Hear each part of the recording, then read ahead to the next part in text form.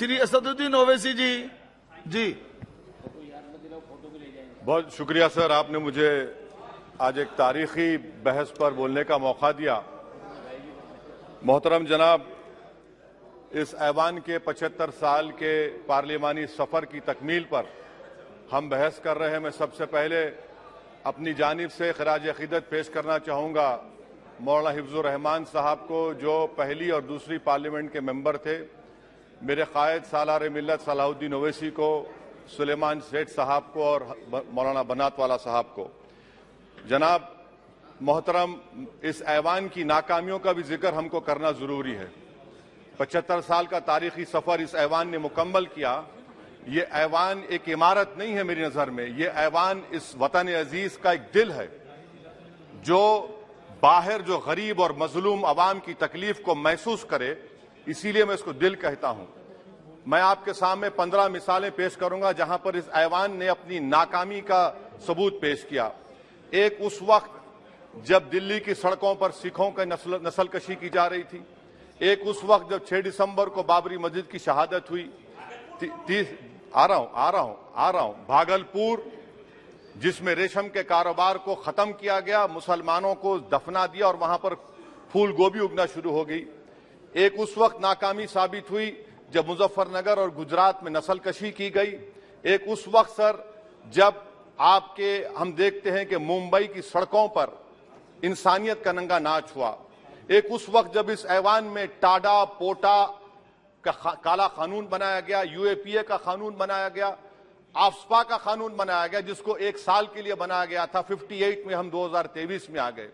एक उस वक्त नाकामी साबित हुई जनाब, जब हम देख रहे हैं कि आज ये जो दिल है, भारत का दिल है, हिंदुस्तान का, इंडिया का दिल है, आज गरीबों में, मजलूमों में, मुसलमानों में, कश्मीर की आवाम में, दलितों में, आदिवासियों में इस ऐवान की मोहब्बत और एतमाद खत्म हो रहा है, कम हो रहा है। इसीलिए जनता सड़कों पर आकर एहतजाज कर रही है, क्योंकि उनको लग रहा है कि ये इमारत बन चुकी है, हमारा दिल नहीं है। चाहे CAA का प्रोटेस्ट हो, चाहे किसानों का प्रोटेस्ट हो, चाहे शेड्यूल कास्ट के रिजर्वेशन का मसला हो।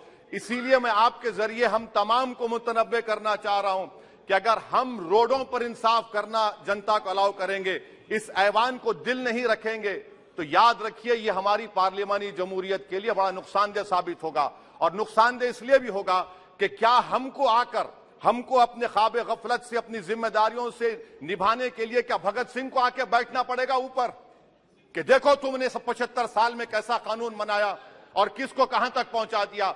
स्पीकर जनाब, इसीलिए मैं कह रहा हूं कि हम तमाम को अपनी जिम्मेदारियों को निभाना पड़ेगा। ये इमारतें ईंट से बनी हुई जरूर हैं, मगर ये इस इमारत में दिल है।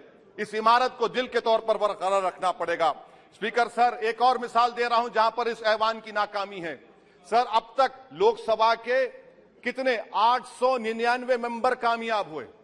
अब बताइए सर, पार्लियामेंट्री जमहूरियत में शराकतदारी की जमहूरियत है, रिप्रेजेंटेटिव फॉर्म ऑफ डेमोक्रेसी में 8,999 में कितने मुसलमान कामयाब हुए? कितने सर? 520, जबकि 1070 को इस ऐवान का मेंबर होना चाहिए था। कितना डिप्रीविएशन है सर? कितना डिप्रीविएशन है? 92% डिप्रीविएशन है। इस मौजूदा पार्लियामेंट में स्पीकर साहब सिर्फ 26 हैं, 14% मुसलमान और सिर्फ 4.8 उनका रिप्रेजेंटेशन है। बताइए, हम वोट डालने वाले बन गए, वोट लेने वाले नहीं बने।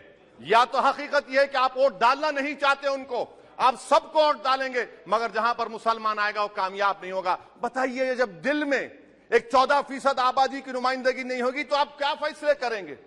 क्या इस ऐवान को हम कहेंगे कि ये रिप्रेजेंटेटिव फॉर्म ऑफ डेमोक्रेसी है? स्पीकर साहब, मैं आपको एक और मिसाल देना चाह रहा हूं। बाबा साहिब अम्बेडकर ने सही कहा था, अंग्रेज उस जमाने में पार्लियामेंट बुलाते थे टैक्स बढ़ाने के लिए। हम उसी रास्ते पर जा रहे हैं, हम उसी रास्ते पर जा रहे हैं। हम तो बाबा साहब अम्बेडकर को हमने सच साबित कर दिया। स्पीकर सर, आखिर में मैं आपको बताना चाहूंगा कि आज आप देखिए कि चाणक्य ने क्या कहा था। चाणक्य ने सही कहा था। चाणक्य ने सही कहा था कि जब राज चलाने वाले व्यापारी हो जाएंगे तो उस राज के लोग भिखारी हो जाएंगे। आज ये वक्त आ चुका है सर, आज ये वक्त आ चुका है कि क्या first pass the post system इस देश के लिए सही है, या फिर हम प्रोपोर्शनल फॉर्म ऑफ रिप्रेजेंटेशन को फॉलो करेंगे।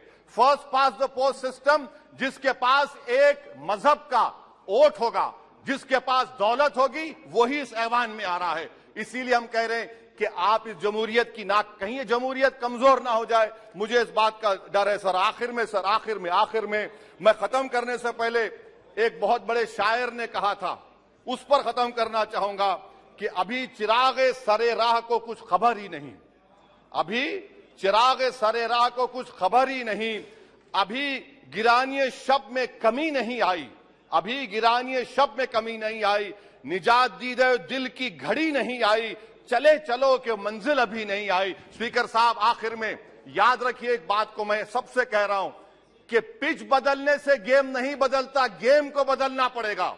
आप पिच बदल रहे हैं, वरना याद रखिए जब तक हम अपने जमहूरी उसूलों पर, रूल ऑफ लॉ पर, संविधान पर अटूट अमल नहीं करेंगे, वरना याद रखिए कहीं नई इमारत भी हिटलर की राइक्सटैग की इमारत ना साबित हो जाए। बहुत बहुत शुक्रिया सर।